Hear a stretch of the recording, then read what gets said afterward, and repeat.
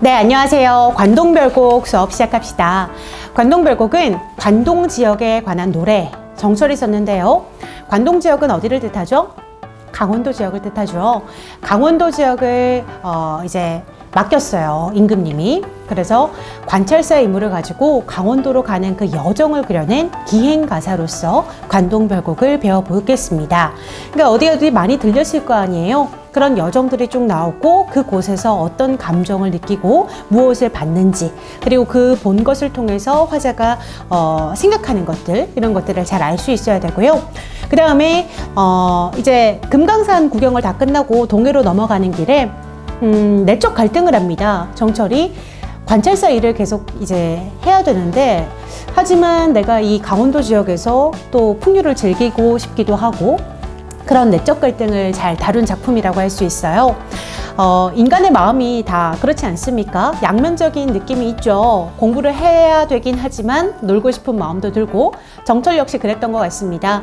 관찰사로서 일을 해야 하지만 놀고 싶기도 하고, 이런 인간의 모습이 과거나 지금이나 크게 다르지 않다는 점이 선생님은 좀 재밌었는데요.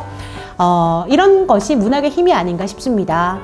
그 당시의 인간과 지금의 인간의 모습을 느끼면서 그리면서 문학을 통해서 하나로 이어지는 느낌을 받을 수 있잖아요. 그러니까 이 작품은 아마도 우리 먼 미래의 후세들도 이 작품을 배우면서 과거의 사람들도 그랬겠구나, 이렇게 느끼지 않겠습니까?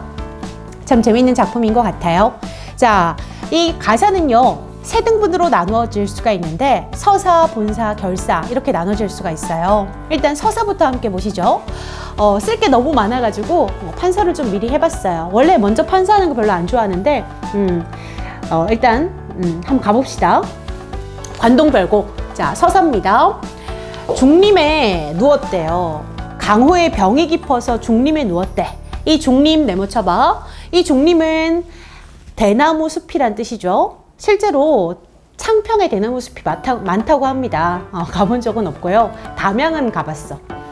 거기에 대나무 숲 중림원이라고 구경한 적이 있는데요. 자, 여기에 있대요. 정철이 실제로 창평에서 26살 때까지 벼슬 하지 않고 여기서 머물렀습니다. 누워 있다는 것은 지냈다라고 해석하면 되고요. 이렇게 벼슬하지 않고 지내는 것을 우리는 은거했다라고 얘기를 해요. 은거라는 말은 숨어 지내다 이런 뜻인데요. 정말 막 범죄를 저질러서 숨어 지내는 게 아니라 이제 벼슬하지 않았다라는 뜻입니다. 예, 세상에 정치일과 관계없이 지냈다, 은거했다라고 해서 창평은 화자의 은거지다라고 얘기하면 맞는 거예요. 그리고 여기서 대유법이 있어요.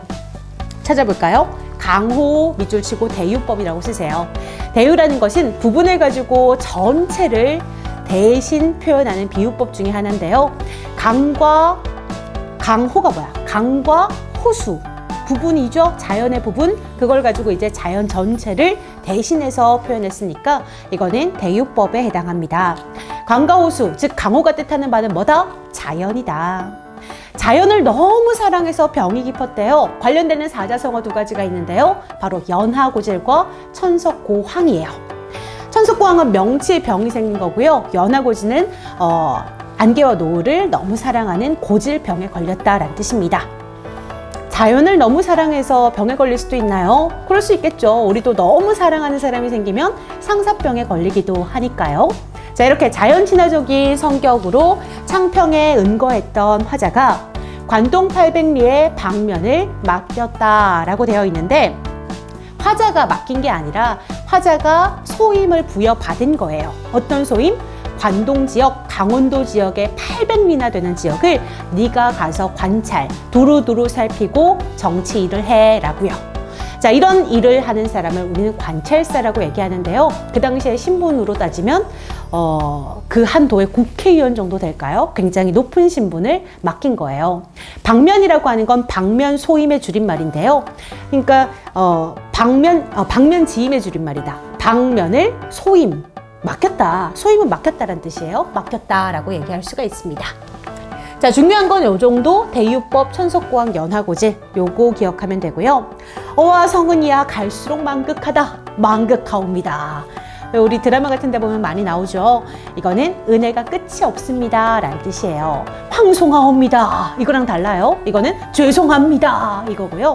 망극하옵니다는 은혜가 끝이 없습니다. 어와는 해석 안 합니다. 그냥 라고 감탄사라고 생각하면 돼요. 임금님의 은혜가 끝이 없습니다. 자, 그 다음 연추문 들이다라. 자, 공간이 이동됩니다. 연추문 네모치세요. 한양이라고 쓰세요. 그리고 경복궁이라고 쓰세요. 자, 임금이 계신 경복궁에 가서요, 관찰사로서 이제 받아야 되는 임명장 같은 걸 받으러 가는 거예요. 가서 경회 남문을 바라보며 하직하고 물러가니 임금이 저 이제 가볼게요 하고 물러나니까 옥절이 앞에 섰다. 옥절 동그라미 별표. 자, 옥절이라는 것은요, 관찰사로 이제 관찰사라고 증명할 수 있는 징표가 옥절이에요. 그러니까 예를 들어서 춘향전에 나오는 마패 같은 거죠. 이몽룡이 암행어사라는 것을 마패를 가지고 증명하잖아요. 그러니까 이 화자가 관찰사라는 것을 옥절, 옥으로 만든 징표라는 거예요. 이 옥절을 가지고 딱 내보이면은 관찰사구나 하고 신분이 증명이 된다는 거죠. 그래서 옥절과 관계되는 외부 지문에 마패 요거 한번 나온 적이 있어요. 같은 기능을 한다. 옥절 밑줄 쳐놓고 다음 줄 이 옥절과 같은 기능을 가진 것을 찾아 쓰시오라고 해서 춘향전 일부가 나왔는데 마패를 골랐으면 되는 거였어요. 그 다음에 자, 평구역 말을 갈아 흑수로 돌아서니, 자, 지금부터 또 계속 네모칩니다. 평구역 네모 말을 갈아 밑줄 치고 쓰세요. 말을 갈아타고 흑수 네모치세요. 흑수. 그 다음에 섬강 네모, 티약 네모, 소양강 네모. 지금 공간이 다섯 공간이나 나왔죠. 평구역은 양주라고 쓰고요. 흑수는 여주라고 쓰세요. 양주, 여주 썼어요. 그 다음에 섬강, 티약은 같은 곳 원주라고 쓰세요. 그 다음에 소양강은 춘천이라고 쓰세요. 자, 지금 여정을 빠르게 전개했어요. 그러니까 중요한 공간이 아닌 거야. 화자가 지나가긴 했는데 여기서 뭔가를 얘기할 거리는 없어. 그래서 그냥 지나가는 곳, 이런 걸 여정이라고 하죠. 여정을 빠른 속도로 전개했다라고 하면 맞는 설명인 거예요. 그 다음에 여기서 표현된 표현 방법을 하나 써라 라고 하면 생략법 쓰면 됩니다. 자, 생략법. 이게 시험에 한번 나온 적이 있는데 정철의 시조 중에 이런 게 있어요. 내가 지금 짧게 써놨는데 성권롱은 정철의 친구인 성혼을 뜻해요. 그래서 성권롱의 집에 술이 익었다는 소식을 듣고 누워있는 소를 발로 차가지고 안장을 메고 달려가서 아희야 정자수 왔다고 일러라 라고 하는 시조가 있어요. 되게 간단하죠? 세 줄밖에 안 되죠, 시조는. 근데 여기 보면은 소식을 듣고 말을 타고 바로 도착해버려요. 바로 도착해. 아이야, 이거는 성권롱 집의 아이인 거예요. 그래서 정자수는 정철 자신이야. 내가 벌써 도착했어. 그러니까 여기는 여정이 지금 과감하게 생략되어 있죠. 생략법이 쓰였고 여정이 생략되었다. 또는 뭐 비약적으로 썼다라고 해도 맞는 말이 되는 겁니다. 비약이라는 건 많은 걸 생략할 때 이루어지는 거거든요. 그래서 뭐 비약적인 서술이다, 이게 나쁜 말이 아니에요. 중요하지 않은 걸 과감히 생략했다라는 뜻입니다. 자, 요런 거 외부 지문으로 대비를 해야 되고요. 이게 양준이, 여준이, 원준이, 춘천이니 라는 것은 공부를 열심히 하다 보면 외워집니다. 이거에 너무 연연하지 마세요. 이거 여주라고 이거 양주라고 해가지고 틀리게 오답 만들어내는 선생님이 아무도 없습니다. 이건 관동별곡을 잘못 공부하는 방향이에요. 이거 막 하나하나 막 신경 써서 외우는 건 관동별곡을 싫어하게 되는 지름길. 이건 나중에 자연스럽게 알아질 때까지 그냥 냅두세요. 과감하게 여정을 빠르게 전개했구나, 이것만 알고 넘어가세요. 그 다음에 나중에 갈 때 섬세하게 외우는 겁니다. 자, 그 다음에 소양강 내린 물이 어디로 흘러든단 말인고, 이게 소양강이고 이건 어디로야? 어디로일까? 어디로에 밑줄 치고 이 어디로는 어디인가? 라고 하면 한양이라고 쓰면 돼요. 뻔하지 뭐. 누구 생각하겠어? 이 소양강에서 흘러내는 물이 임금님한테 갔으면 좋겠다 라고 하면서 임금님을 생각하는 거예요. 임금님을 사랑하는 마음, 임금군자, 사랑할 연자, 마음 정자, 임금님을 사랑하는 마음, 연군지정이 잘 드러납니다. 자, 그 다음에 고신거국의 백발도 하도할샤. 고신거국이라는 것은 나라를 떠난 외로운 신하란 뜻이에요. 이거 누굴 얘기하는 거야? 바로 그래, 정철 자신을 얘기하는 거겠지. 자, 정철이요, 백발이 많대요. 근심, 걱정. 뭐 백발이 의미하는 건 이거겠지. 하도할샤. 하다라는 것은 중세국어의 하다와 하다 구분할 수 있어야 돼. 자, 이 하다는요, 많다는 뜻이야. 아래아가 적힌 하다는 하다, 정말 doing 할 때 그 두자야. 지금 여기니까 많다란 뜻이지. 많기도 리을샤, 많구나. 감탄형으로 해석해줘야 돼요. 근심 걱정이 내가 많기도 많구나. 왜요? 임금님 곁을 떠나서요.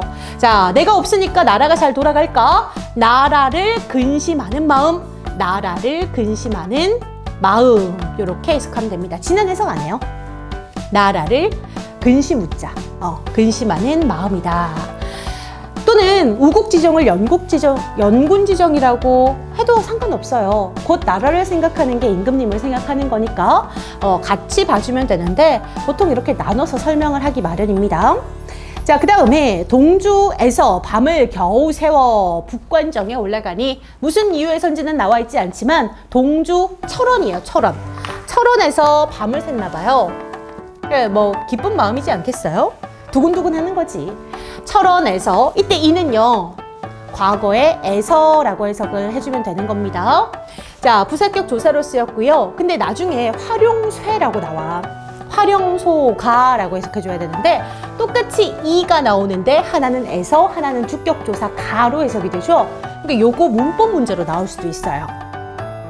자, 그 다음에 북관정에 올라가서 뭘 하냐면 삼각산 제일봉이 함하면 베리로다 라고 생각해. 삼각산은 북한산이고 한양에 있는 거야. 그러니까 서울에 있는 거라고. 북관정은 지금 철원이거든. 철원에 있는 북관정에 올라간 건데, 웬만하면, 함하면은 웬만하면 이런 뜻이야. 웬만하면 삼각산이 보일 것도 같다. 로다는 군하라고 해석하면 돼. 이건 무슨 뜻? 바로 임금님이 보일 것도 같다 라는 거지. 그래서 여기서 드러나는 거 연군지정 생각하면 돼요. 이런 거 체크하는 거 되게 중요해. 연군지정, 우국지정, 연군지정 체크하세요. 자, 그 다음에 궁왕대궐터에 오작이 지주개니 천고흥망을 안한다 모른한다. 궁왕은 궁의 왕이라고 생각해야 되고, 궁의 왕 대궐터에 오작이 지주갠다는 건 까마귀와 까치만 있다는 거야. 처량하죠? 아니, 한때 잘 나갈 때가 있지 않았겠어요? 궁의 왕, 관심법 이래가지고, 이거 모르나? 옛날에 드라마에 한번 나왔었는데. 자, 궁의 왕은 그 고려 왕건한테 망하죠. 하지만 그 전에는 엄청 휘황찬란하게 잘 나갔었지. 하지만 지금은 까마귀와 까치만 그 터에 남았더라. 자, 나라가요 망했어요. 흥망은 흥했다가 망한 거야. 흥망을 이 까마귀와 까치는 아는가 모르는가? 당연히 누가 망하고 흥하는 걸 알겠어요. 아무도 몰라요. 그래서 아는가 모르는가에서 서리법 나왔다라고 생각하면 안 돼. 안다 또는 모른다. 이렇게 서리법이 나왔다고 생각하지 말고 그냥 의문형 어미라고 생각해 주세요. 진짜 궁금한 거야. 아니, 까마귀와 까치는 이 흥망성쇠를 알았을까 몰랐을까? 자, 그 다음에 니은다와 니은겨, 요거 두 개 비교할 수 있어야 되는데, 니은다는 지금 느냐라고 의문문으로 해석을 하면 되고요. 그 다음에 니은겨는 나중에 나올 거야. 감탄형으로 해석하면 돼요. 구나. 그러니까 헷갈리지 말라고. 이거 문법 문제죠. 니은다, 니은겨. 그 다음에 자, 요거 설명을 해줄게요. 맥수지탄 인생무상. 맥수지탄이라는 것은 나라가 망하고 난 뒤에 보리가 빼곡하게 남아있는 것을 보고 그걸 바라보는 사람이 탄식하는 거야. 나라가 망해서 이제 그 휘황찬란한 것들이 모두 다 없어지고 그냥 보리만 빼곡하게 남았구나. 아, 허무하다. 이렇게 되는 거지. 자, 그래서 허무한 거 인생 무상이지. 모든 것은 다 사라지고 없구나. 이게 다 사라졌다 이런 느낌은 전부 다 인생무상과 연결시킬 수 있어. 그래서 맥수지탄과 인생무상이 이 부분에 드러나는 거고, 그리고 관련되는 외부 지문 내가 알려줄게. 흥망이 유수로니 흥하고 망하는 것이 하늘의 수로 정해져 있으니 운명이라는 거야. 하늘만 안다는 거지. 만월 때는 고려에 되게 유명한 궁궐이에요. 그래서 궁궐의 이름인데 그 궁궐이 추초로다. 추초이구나. 추초가 뭐야? 가을 풀밖에 남지 않았다는 거지. 그러니까 고려의 그 휘황찬란하던 대궐터가 뭐밖에 남지 않았다? 추초, 가을 풀밖에 남지 않았다. 이거 뭐야? 이거 맥수지탄 인생무상 맞잖아. 그 다음에 자, 관련된 요 시조의 일부예요. 이 500년 도읍지가 목적에만 붙여 있으니 석양을 지나는 객이 눈물겨워하노라 라는 시조가 있는데, 목적은 목동의 피리소리예요. 목동의 피리소리에만 500년 왕업의 그 휘황찬란함이 남아있다는 거야. 그러니까 보이지 않고 소리로만 남아있다는 거지. 그러니까 이거 뭐야? 맥수지탄 인생무상. 그 다음에 또 하나, 500년 도읍지를 필마 한 필의 말로 돌아드니까 산천, 산과 냇가, 자연은 의구 그대로 있는데 인걸 고려시대 때의 뛰어난 인재들은 다 사라지고 없다. 인생무상이죠. 다 사라지고 없다잖아. 태평연월이 꿈이론가 하노라. 500년 나오는 것은 시조에서 고려라고 생각하면 돼. 그래서 고려의 모든 것이 사라지고 자연만 남아있고 다 꿈같이 사라졌다. 인생무상. 그 다음 선인교 날인물이, 선인교는 그 500년 고려의 되게 유명한 지역에서 이제 있던 다리고, 자하동도 고려의 지명이에요. 선인교 내린물이 자하동에 흐르나 하지만 거기에 있는 모든 것들이 다 사라지고 고극 흥망을 물어 무엇하리, 망하고 없는 거 이제 다시 뭐 얘기해서 무엇하리 라고 하는 인생무상 맥수지탄의 시조가 3가지나 있어요. 관련돼서 외부 지문으로 당연히 나올 수가 있겠죠. 다음 중 밑줄 치고, 이 부분 밑줄 치고, 다음 중 이 부분에서 나타나는 화자의 정서가 드러나 있는 작품을 고르시오. 선택지에 이거나 이거나 이거나 3개 중에 하나가 있겠지? 그러면 그거 골라주면 돼. 왜? 똑같이 맥수지탄과 인생무상의 정서가 드러나니까요. 자, 그 다음 마지막 회양 네 이름이 마초와 밑줄 마침 같을 시고. 그럼 뭐와 같다는 거야?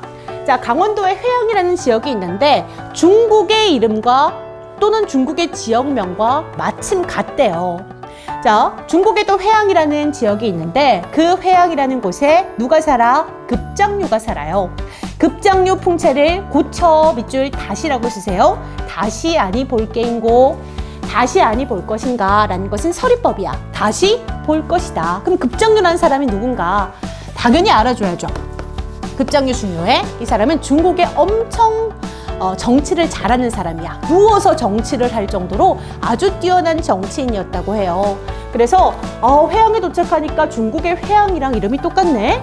여기 살았던 급장류라는 유명한 정치인이 있는데 그 정치인의 풍채를 다시 보겠다. 왜냐? 내가 이제 곧 정치를 할 거니까. 그럼 뭐야? 여기서 드러나는 화자의 정서는 정치를 잘하는 걸 선정이라고 하거든. 선정을 하겠다라는 다짐 또는 포부가 되는 거지.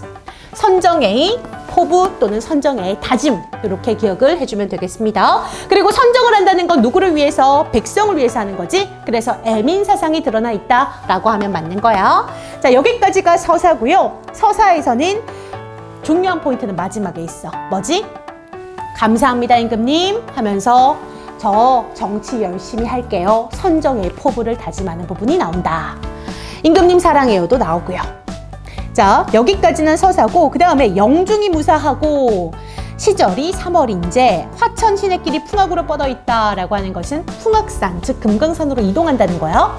이 부분은 본사예요. 우리 본사는 칠판 지우고 와서 그 다음에 본사로 넘어가도록 하겠습니다.